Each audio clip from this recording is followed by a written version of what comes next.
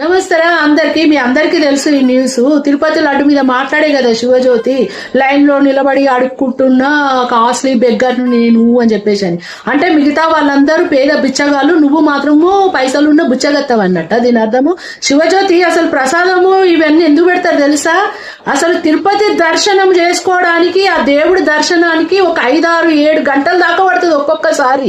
ఈ లైన్ లో నిలబడేటోళ్ళందరూ గర్భిణీ స్త్రీలు ఉంటారు, వృద్ధులు ఉంటారు, ముఖ్యంగా చిన్న పిల్లలు ఉంటారు, ఆరోగ్యం బాగలేని వాళ్ళు ఉంటారు.